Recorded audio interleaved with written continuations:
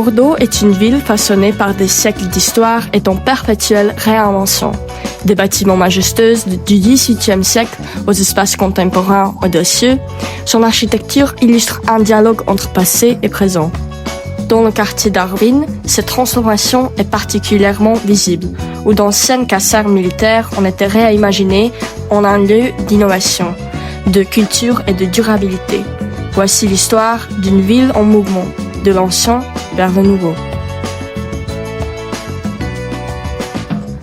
Autrefois, le site de Darwin était entièrement occupé par la caserne Niel, une grande caserne militaire construite au XIXe siècle. Pendant de longues années, après le départ de l'armée, tout est resté vide et silencieux. Aujourd'hui, le quartier d'Arvin est transformé et vivant. Les anciens bâtiments militaires ont été rénovés et réutilisés pour accueillir de nouveaux espaces. Des bureaux, des lieux culturels et des zones ouvertes ont pris place dans les anciennes casernes. La zone est maintenant fréquentée par des personnes de tous âges.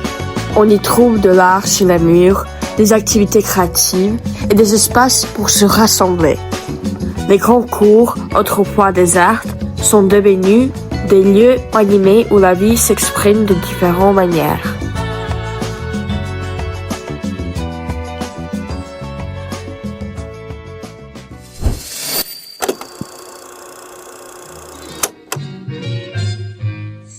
C'est bon. En pénétrant dans le quartier d'Arvin, c'est d'abord l'imposante caserne Niel, construite au XIXe siècle, qui attire le regard.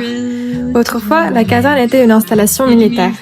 Construite à partir des années 1850 jusqu'à 1870, elle accueillait des régiments, notamment le 18e escadron de train, et les magasins généraux servaient aux entrepôts de l'armée. Après le départ des dernières unités militaires en 2005, le site a été laissé à l'abandon. Ces vastes hangars militaires aux voûtes de pierre et de briques témoignent d'un passé marqué par la discipline et l'histoire de l'armée bordelaise. Tout près, on remarque encore les anciens entrepôts et les halles industrielles, vestiges d'une époque où Bordeaux était un centre logistique stratégique. Les grands cours intérieurs, les arcades monumentales et les charpentes métalliques inspirées de l'architecture du XIXe siècle offrent une véritable plongée dans la mémoire de lieu. Aujourd'hui, ces monuments militaires et industriels se mêlent à des créations contemporaines, transformant ce site historique en un espace vivant où patrimoine et innovation se croisent à chaque pas.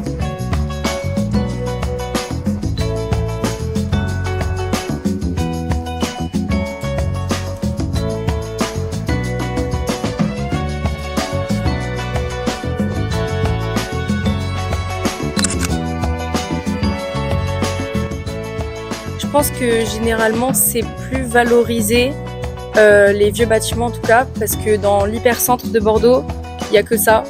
Et souvent c'est ce que les gens connaissent de Bordeaux, les bâtiments haussmanniens.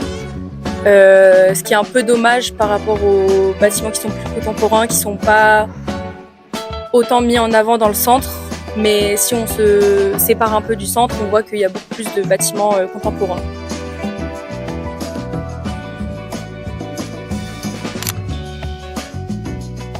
Je trouve qu'il y a pas mal de bâtiments de la ville qui sont effectivement assez valorisés. On peut parler de grands théâtres, etc.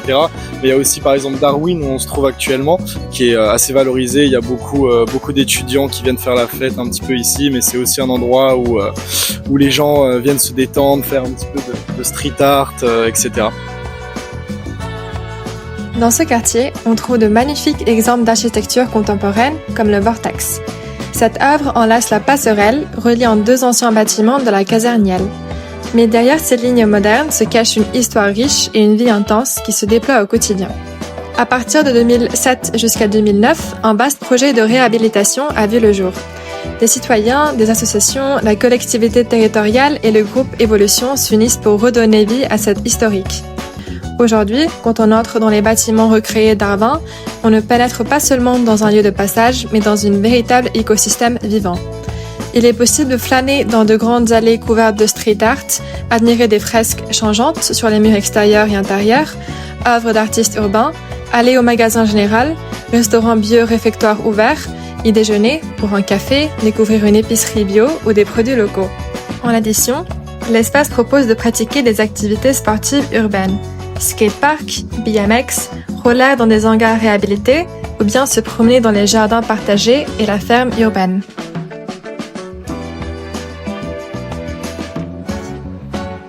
Les avantages, je dirais que ça apporte de la nouveauté et plus de différence, de l'originalité comparé aux bâtiments qui sont très sobres, très de la même couleur dans toute la ville. On a par exemple l'Arc Arena qui est complètement, ça fait créer un contraste entre les bâtiments et l'architecture contemporaine et par exemple la Cité du Vin aussi, qui est très différente du reste de Bordeaux. Je dirais que ça se trouverait plus dans le centre-ville parce qu'il va y avoir le vieux Bordeaux qui va être vraiment le centre de la ville et il y a certains bâtiments qui ont été rénovés donc en fait pour les rendre plus beaux ou pour leur redonner leur beauté d'antan.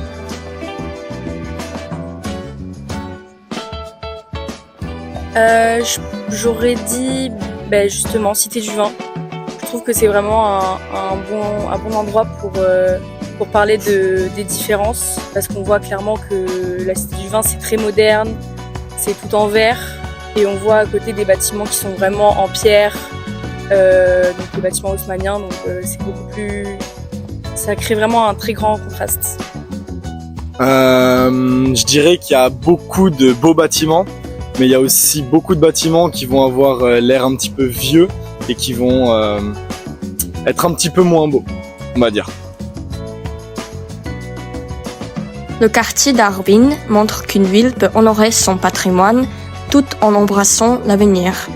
Les vieilles pierres et les idées modernes cohabitent, créant un paysage urbain unique qui inspire créativité et collaboration. Bordeaux nous rappelle que le progrès ne gomme pas l'histoire, mais s'appuie sur elle. De l'ancien vers le nouveau, la ville continue d'évoluer.